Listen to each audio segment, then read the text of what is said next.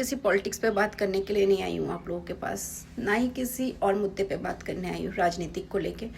मैं स्पेशली लड़कियों को लेके आप लोगों के पास बात करने के लिए आई हूँ। ये सृष्टि है उत्तराखंड देहरादून की, 6 महीने हुए थे शादी को, सुसाइड कर लिया। कोई भी लड़की नहीं चाहती कि 6 महीने हुए हो और वो सुसाइड कर लिया। आप सोच के देखो उसके दिल पे, उसके दिमाग पे क्या बीत रहा होगा जो उसने सुसाइड कर लिया। आजकल लड़कियों को ना मेंटली टॉर्चर किया जा रहा है, पता है। उनके साथ ना उनको इतना मेंटली हरास कर दिया जाता है कि वो सुसाइड कर लेती हैं।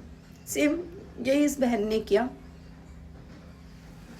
मैं इस चीज़ को बहुत अच्छे से समझ सकती हूँ।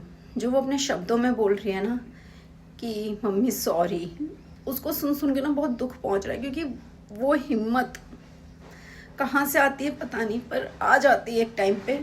उस लड़की ने सुसाइड कर लिया। वो कहती है कि मुझे मेरे ससुराल वाले मनूस बोलते थे, दहेज के लिए परेशान करते थे। ये जो मनूस वर्ड होता है ना, कि आपको मनूस बोला जाता है कि आप जब से आए हो हमारे घर में ये हो रहा है, मनूस, बहुत दुख पहुंचता है, बहुत दर्द पहुंचता है। क्यों आपके घर में वो सब चीज़ें पहले नहीं होती थी? क्या हमारे आने के बाद ही वो सब चीज़ें होने लग गई? क्या हमारे आने के बाद ही आपके घर में सब कुछ गलत होने लग गया? उससे पहले नहीं होता था? वो दर्द वही लड़की समझ सकती है जिसके साथ ये सब कुछ हुआ हो, शायद मेरे साथ भी।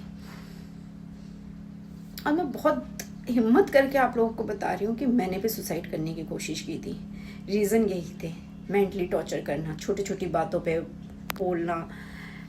मतलब इस हद तक गिर जाते हैं ससुराल वाले कि लड़कियों की ज़िंदगी के लिए, उनके लिए कोई अहमियत होती ही नहीं है। उनको फ़र्क ही नहीं पड़ता है हमारी सुसाइड से, नहीं सुसाइड से।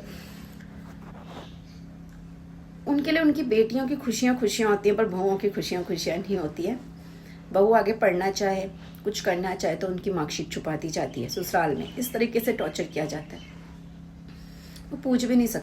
मतलब मैं हर ससुराल वालों के लिए नहीं बोलूँगी, बट हाँ कुछ हैं आज के उसमें भी जो बहुओं को बहुओं की नज़र से ही देखते हैं और बेटियों को बेटियों की नज़र से देखते हैं। बेटी हर त्यौहार में आ जा सकती है, पर बहू वहीं अपने मायके जाने की बात कर ले तो मना कर दिया जाता है। ये कह दिया जाता है कि आप घर की लक्ष्मी हो, आप नहीं जा सकती हो। पर आपकी बेटी भी किसी के घर की बहू है, वो भी तो लक्ष्मी हुई, वो कैसे आ सकती है? होली हो, दिवाली हो, छोटे से छोटा त्यौहार, बड़े से बड़ा त्यौहार, सब में वो आ जाती है। पर वहीं अगर बहू बोले कि मैंने भी जाना है तो उसको मना किया जाता है। दिवाली पे आपकी बेटी अपने मायके आ जाती है, पर बहू कह दे तो बहुत बड़ा गुनाह कर दिया उसने, जैसे कि बस क्या कर दिया हो। क्योंकि वो नौकरानी है ना आपके घर की, काम करने वाली सही मायने में। आप लोग तो तीज त्यौहार मना रहे होते हैं, पर वो वही बहू रसोई में लग के काम कर रही होती है, आप लोग की खुशी का ध्यान रख रही होती है, फिर भी वो बुरी होती है। आजकल ना बहुत सारी बातें हैं। आजकल बेटियों को ना, मतलब बहुओं को फिजिकल टॉर्चर नहीं किया जा रहा है, मारा नहीं जा रहा है ससुराल में, मेंटली टॉर्चर दिया जा रहा है। इस तरीके से मेंटली टॉर्चर दिया जाता है कि लड़कियां ना सुसाइड कर लेती हैं, हार जाती हैं वो कि हम कहाँ जा, मायके हम जा नहीं सकते, माँ बाप की इज्जत है। कुछ माँ बाप भी बोलते हैं कि वहीं एडजस्ट करो, वहीं एडजस्ट करो। कितना एडजस्ट करेंगे? सुसाइड कर लेते हैं एक दिन। मतलब बहुत दुख होता है, बहुत दर्द पहुंचता है न। और एक लड़की का घर खराब करने में ना सबसे बड़ा रोल ना उसकी ननंद का होता है। उस ननंद का होता है जिसे अपने ससुराल में इंटरेस्ट नहीं होता, पर अपने मायके में बहुत इंटरेस्ट होता है कि उसके भाई की लाइफ में क्या चल रहा है और क्या नहीं चल रहा है।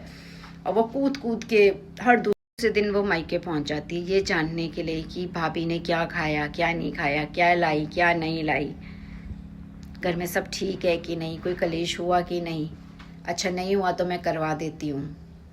कुछ नंदे मेरी नज़रों में हैं ऐसी, उनको मज़े आते हैं कि हमारी भाभी, हमारे इस मायके में शांति कैसे है, मेरे भाई की ज़िंदगी में खुशियाँ कैसे है। वो इतनी बुरी कदर अपने भाइयों का घर खराब कर देती है ना, उसके बाद भी वो शांति से नहीं बैठती, फिर भी उनको मज़े आते रहते हैं, फिर भी वो कुछ ना कुछ काम करती रहती है।